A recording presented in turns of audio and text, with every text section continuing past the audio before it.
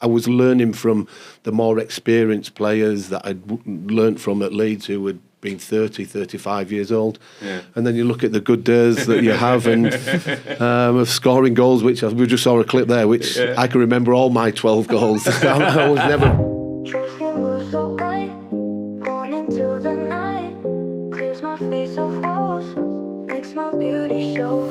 Lotion smooth and clean, best I've ever seen. Soft and silky sheen, like a perfect dream. True skin makes me shine, feeling so divine. Beauty I can find in the skin of mine.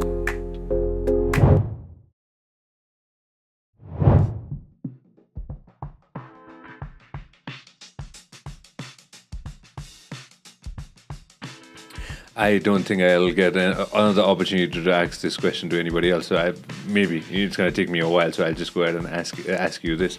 You know, back in the day, 88 or in the 90s, right, when you were playing for Leeds or Leicester or any other clubs, right? How was your mental psychology when you were playing at that time, coach? When you were just starting a career, it was, you know, kicking off, you know, all the attention. Like, what went through your mind?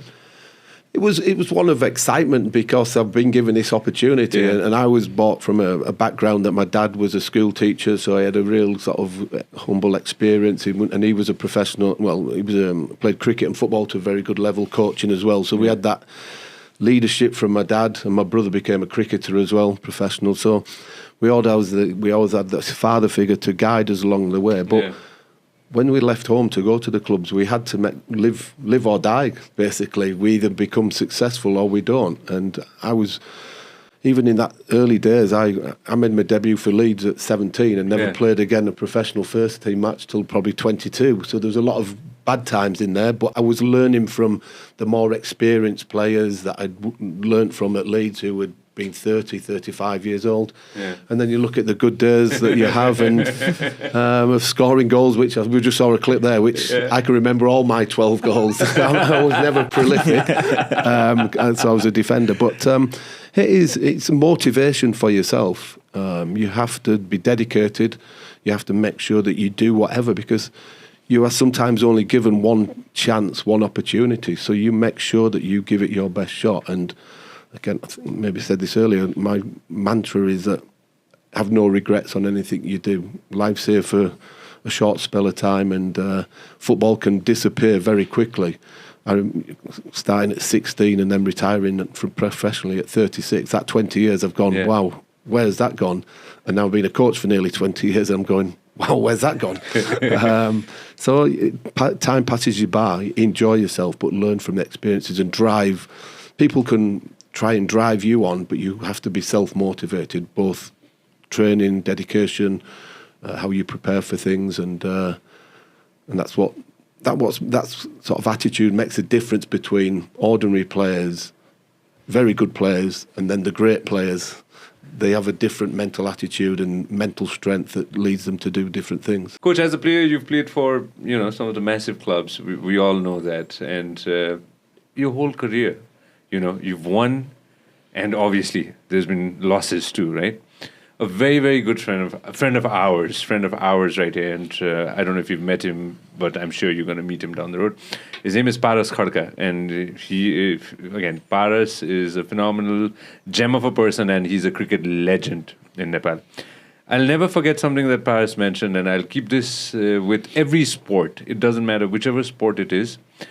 Winning will teach you a lot.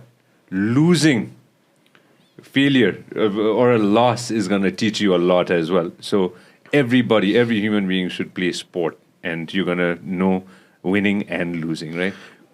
Yes, please, Coach. No, I was just going to say 100%. You cannot go through any sporting tournament, season, without losing. The one thing I got told when I became a head coach manager for the first time is you will be sacked at some point.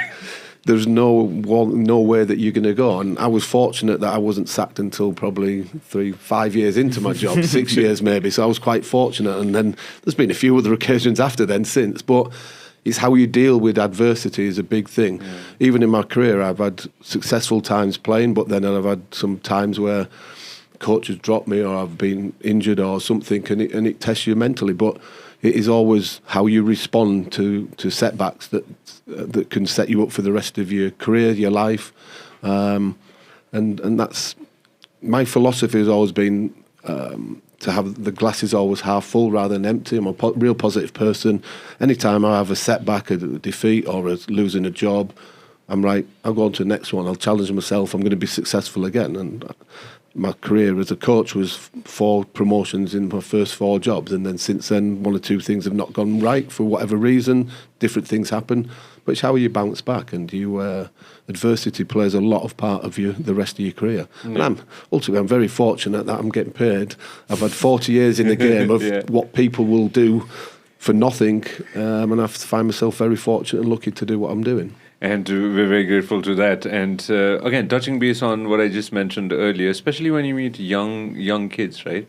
And sport teaches you that. Sport teaches you winning and losing. You meet young kids who are trying to go ahead and, enhance themselves, make themselves better every single day, to guide them, right? What are a few key things that you'd like to share with at least my audience who are watching from around the world, especially my young audience? I think the one thing that when people have setbacks is that how long do they dwell on that negativity? Yeah. And my sort of perspective is to younger players and older players as well. You cannot affect what has just happened, but you can learn from what has happened. So if you make a mistake in a game and it costs the team an opportunity to win a football match, then you cannot change that. But what you can do is you can learn from it, and the next time you get in that same position, you will think, oh, I did this wrong, and I'll do it differently next time. Yeah. And as long as you can have that positivity and that learning experience, that is a big thing. The one thing that people have got to remember is that people set out in football and sport when they're very young for the enjoyment. Suddenly it changes when you start getting paid money and you get a few extra trappings and all the lifestyle that comes with it, and people sort of moan about this, that and the other. I always say to people, go back to what you were when you were a young kid. You did it for the enjoyment. Smile, enjoy yourself. And the first thing I said to my players when I came here was, you are in a real fortunate position that so many people would love to be playing professional football. So enjoy it. And that's what it's all about. Of course, you're not going to... People will think, oh, you must be just enjoying defeat as well. No, inwardly, I hurt when I lose or I lose my job. But when you're out in front of people, public, you have to be very positive and create this positive energy around, because as a head coach, you're the figurehead, you're the leader, and people say to me over the years, how do you respond to negativity, going into a dressing room after a defeat or going in on 2 days later in front of the players? Because if I go in sulking and moping around, they're going to do exactly the same. So my philosophy is going, even if you're really fed up and down in the dumps, put on a false smile like a clown, go into the dressing room, talk to the players, and then go and sulk in your office afterwards if you want. But it's personas that you have to get across to people. Yeah, it's the vibe, it's the persona, it's the leader figure that you have to go with positivity that you just mentioned. Yeah, exactly. It's like who motivates the motivator, but that has to come within, and you have to take on board all these experiences, and hopefully me back here in Nepal, I'll be able to make the players better in a technical sense of football, but also the psychological part of it as well, because maybe players are not used to sort of how you deal with setbacks, because when you have setbacks, it improves you for the future. And psychology plays a massive part in professional sport, because it isn't always going to go your way. तपाईले हाम्रो clip एकदमै enjoy गर्नुभयो होला। अब पुरै video हेर्नको लागि चाहिँ YouTube मा सब्स्क्राइब गर्न नबिर्सिनु होला। Vias Media Network.